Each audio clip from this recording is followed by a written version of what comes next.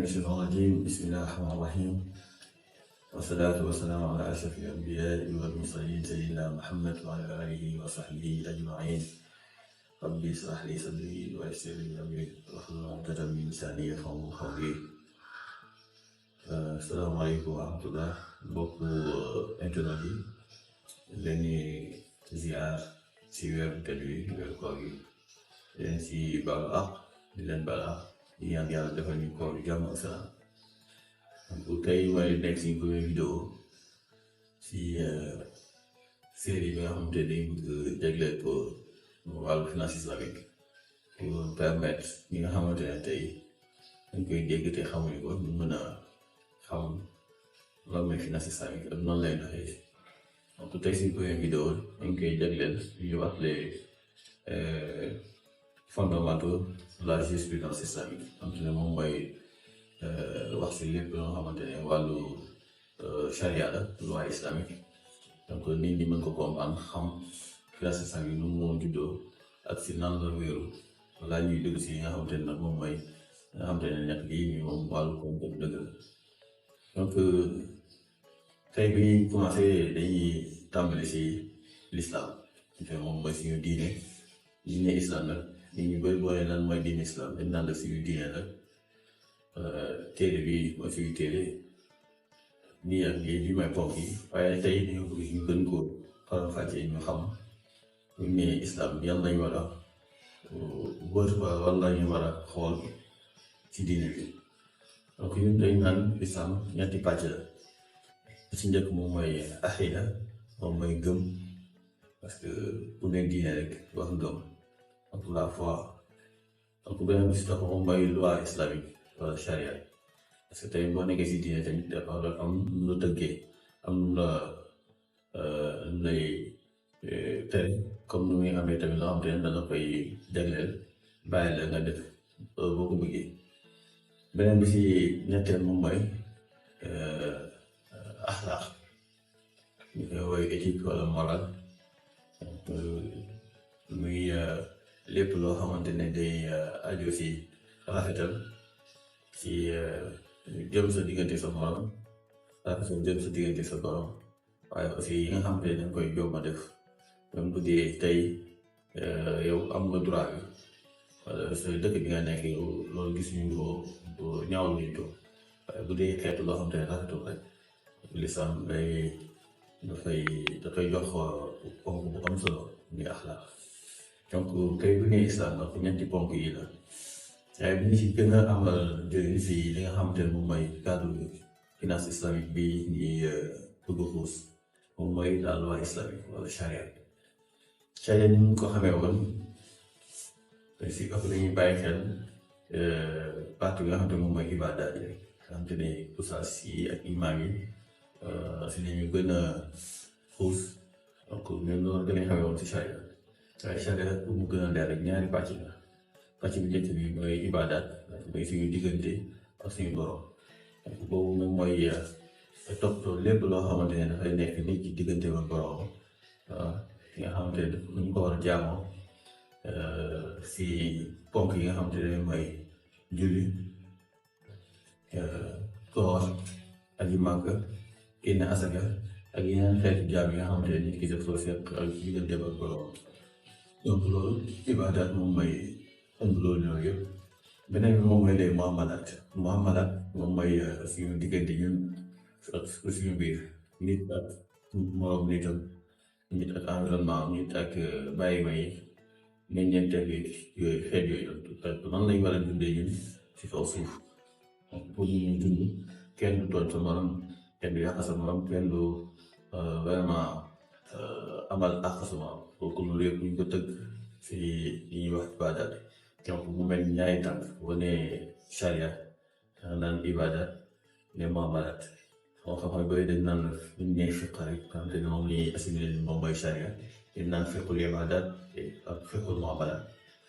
donc ñaar yooyu moom mooy ñaar yi nga xamante ne ñoo seqal la loi islamique wala charia. boo jëlee si fiqul muamalaat yi nga xamante ne moom mooy li ñuy dundee suñu biir aussi si biir si ngi fekk lu mel ni code de la famille lu mel ni code pénal lu mel ni loi si ay politique parce que politique yi nit ñi dañoo yaakaar ne mbiru àdduna la te dafa nekk ponk bu am solo tamit ci lislam donc bu fekkoon ne Bagdad yi am na mu ko tënkee nit ñi la politique bi jógee ci gis-gisu lislam donc foofu tamit fan lay fekk ñi nga xam te ne moom lay wax bureau droit des affaires xam te ne moom moo concerné lépp lu jëm ci ay transaction ci jënd ak jaay demalante yeeg nga xam te ne xeetu koom-koom yooyu yëpp fa la nekk donc ni économie macro micro di finance islamique les banques et institutions financières islamiques di assurance islamique yi takkaaful yooyu yëpp foofu koy fekk si bureau donc foofu moom moo ëmb finance islamique nga xam te ne moom lañ bëgg gën a xuus ci kanam incha allah donc tey bu ñuy wax finance islamique ñaan partie bi nga xam te ne moom moo mooy les muamalat donc particularité muamalat nag moom mooy que ni moom soxla nga nekk jullit pour di ko def wala tënku si parce que tey bu fekkee da nga nekk ku dul jullit nga nekk si dëkk boo xam te ne mun nañ ne droit islamique moo fa am charia donc yow lislam préparé na la yooyu nag doo liggéey te doo am benn gaañ du la gaañ doo kenn du la la tamit say droit donc tey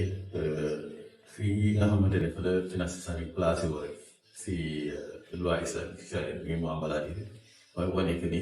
finance islamique du finance boo xamante ne pour jullit yi rek finance la boo xamante ne pour ubbeeku pour ñëpp waaye jullit bi nag ñuy def loo xamante ne lii diine la ko sant da si dem romb di ko xoolee rek ni utukaay xaalis waaye da koy gisee ni jaamukaay yàlla la aussi donc fexe ni ko seddalee fexe aussi ni ko rafetalee donc tey bu fekkee dañuy gën a leeral rek ñaari ponk yu ibaadaat ak muamalat dafa am ay principe yoo xamante ne moom moo leen la xamante ne day tax jullit bi tey fi nekk lu jóg rek mu woo imaam wala mu woo ustaas di ko laaj ndax lii lu si lislaam wax ndax lii lu si lislaam wax te bu ñuy ibaadaat yi par exemple moom dañ naan principe bi nga xam ne moo ko lal mooy que ni fii principe moom lay wax principe bu xaram fii lépp ba xaram bu weesoo li nga xamante ne moom la lislaam tënk ba pare exemple tey xam nañ ni julli farata yi juróom donc kenn mën na ko changer xam nañ ni tamit julli bu si nekk rakk nombre de rakk bi nga si def donc mën nga ko changer parce que fii lépp lu ñu bindul rek lépp loo xamante ne gisoo ko si référence yi mooy di alxuraan wala si sunna wala waroo xam-xam yi ànd nangu ko ne lii nii ci la bokk ci ibaada yi donc yow boo ko defee rek da ngay dugg si ñuy woowee bidaa te boo jëlee lu mel ni aji Màkk tey lu tàng lu metti ñëpp xam nañ ni aji Màkk benn bërëb la xam nañ ni aussi benn période la donc kay mënoo toog bu neex la rek nga ne aji nañ ko def par exemple mois de décembre ak mooy gën seen wala nañ ko yóbbu peut-être Europe defee ko ko parce que foofu climat bi neex na wala leneen yooyu donc lii dafa nekk loo xamante ne lislam tënk na ko pare boo jëlee tey tamit weeru koor mënoo toog ba mu neex la rek nga ne nañ ko doxal wala nañ wàññi li ñuy woor wala dañuy yokk li ñuy woor te yëpp lislam daf ko tënk bind ko ne nii dañ koy defee mu nekk soit si alxuraan la leere wala si xadiis yi Yonent bi sallallaahu alayhi wa sallam la leere donc moom daal yooyu yëpp boo leen jëlee rek mooy que ni liñ ciy def lu ne rek fekk dafa am fi ñu ko bind ne nii lañ koy defee donc ñu tënku si loolu donc moom mooy principe bi nga xamante ne lépp luy ibaada rek am na luñ ciy def lu bees loolu loolu da ngay dugg si li ñuy woowee bidaa parce que li ñuy wax bidaa rek moom mooy képp koo xam ne da ngay jéem a soppi yi nga xamante ne moom mooy ibaada boo jëlee beneen côté bi muamalat moom principe bi kalal moom mooy que ni moom lañuy wax le principe bi xarus mooy la permission autorisation fii moom dañ ne